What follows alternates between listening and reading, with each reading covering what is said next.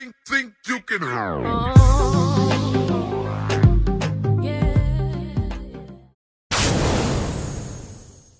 Drugs, a common menace all over the world and among our youths. Let's look at drugs in the universities and in some of the campuses.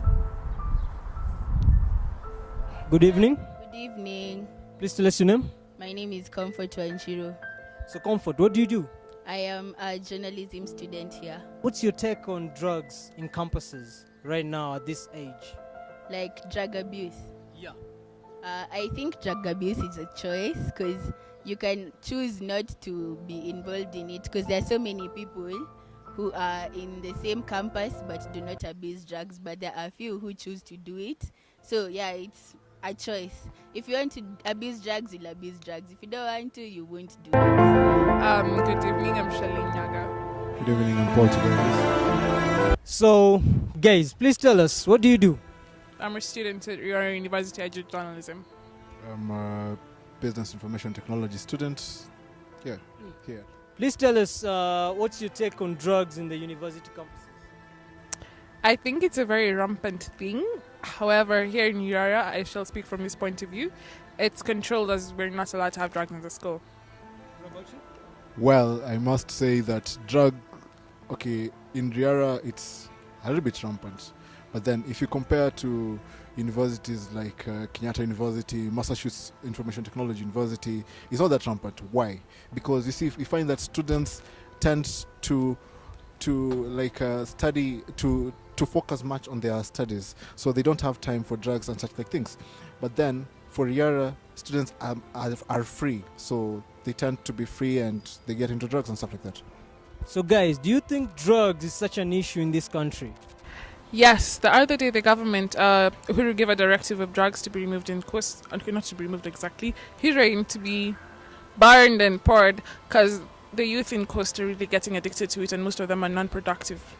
Yeah, drugs is such an issue in this country because you find that students, most kids and teens, their parents don't really care about them. You find a chick, the parents neglect them. So they end up, the peer pressure from their friends and stuff like that, they end up getting into drugs. That's the way you find drugs in coast, as she has said, being rampant, and it's a big issue to see young kids and young girls engage in such. Why do you think drug has become such a common behavior among the youth? Like you said, first and foremost, we have freedom. Second, we have money. Young teenagers these days have too much money in their hands when they go to school. The third problem is the availability of the drugs themselves that are available everywhere you go, every corner you turn, the peddlers. The fourth thing, I think that has to do with everyone's self-control. They're not controlling themselves. We're falling into this thing of peer pressure where everyone is trying to be the cool kid. The cool kid aspect really applies because you see the drugs are available. Yeah, just as she put it. And if they're available, and if I'm subjected to some kind of depression or anything, I'll end up using those drugs. So depression, availability of drugs, yeah. Ladies and gentlemen, I think you've heard it from some of the students from the Riara University. Let's take a look at the inside story about drugs in the university campuses.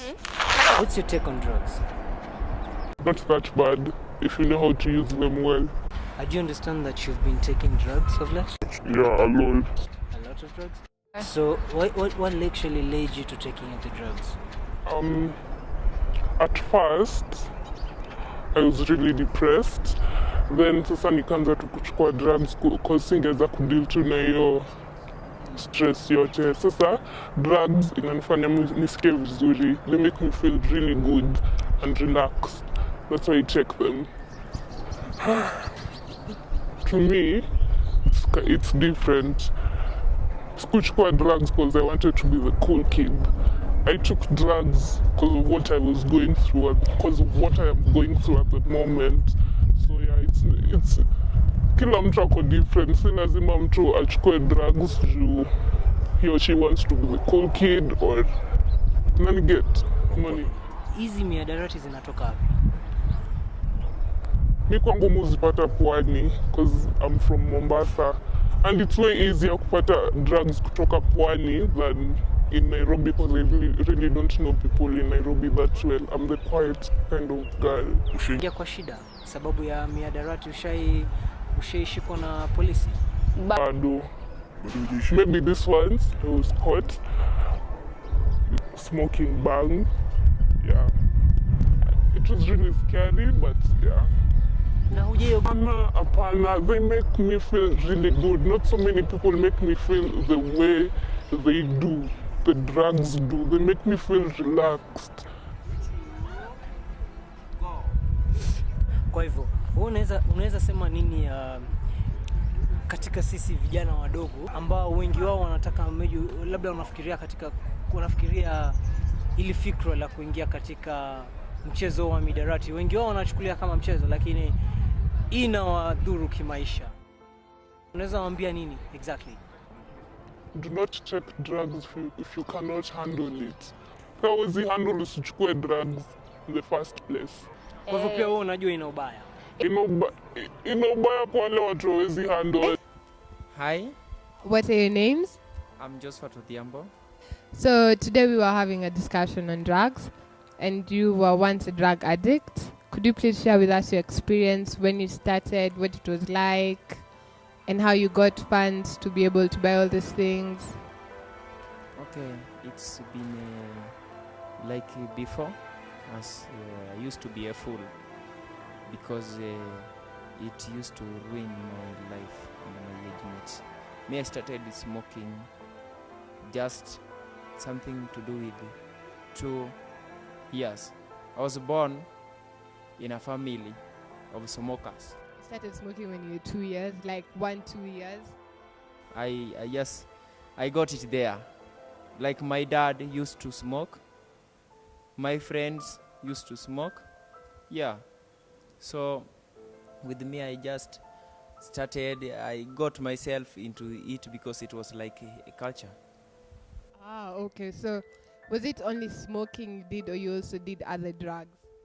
Okay, I did smoking bang.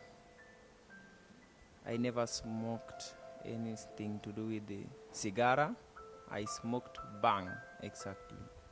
Okay, and I'm trying to think, because definitely I'm not really sure your parents bought you the bang. How did you get the funds to buy yourself this drugs? Okay, I was still young, and the people used to send me, like when I grown to be 5 years old, there used to be some, let me call them gangs. Yeah, they used to be hiding somewhere. It was a place called Luanda Kotieno in Nyanza. It's a beach. So we used to stay near them. So they used to send me to somebody who used to be selling them. That man was called, I can remember that man was called Sony. So Sony used to give me the drugs. I give the other people. Then they send me again. They used to give me money. So I was like a tool to them. After that, they told me to get used to it, because I got used to it by starting with the smokes. I get used to the smokes, then got interested now to smoke them, to smoke as in action. Now I did act like smoking. I now graduated from getting the smokes through my nose into my lungs as just a passive smoker, now into active smoker, taking the real bang, roll them. I know even how to roll them. I know how to select the best. I know the most nutritious one.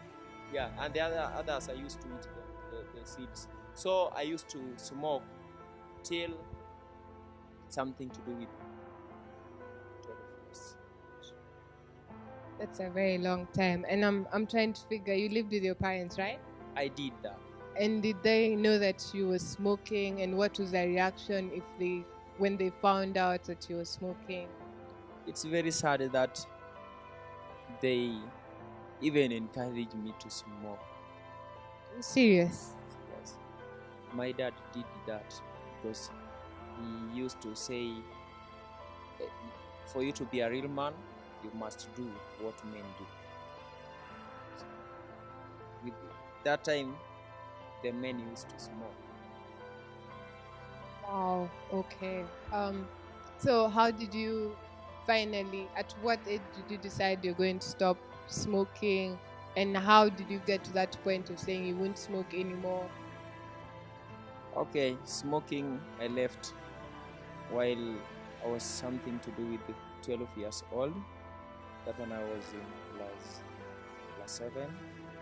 And smoking, the reason why I stopped smoking bang, because I used to chew cut. In our village, coming to Ushago, from that beach to Ushago, I used to get some of my friends who introduced me to bang, to cut mira. So I used this one, the bushy one. I used to pick them from the river, then we chew them together.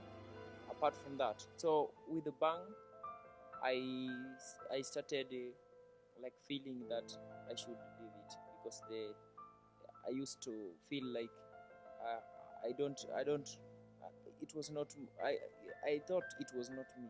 I did not believe that can I smoke. I used to go to church. I like going to church, sharing messages, but now how can I smoke?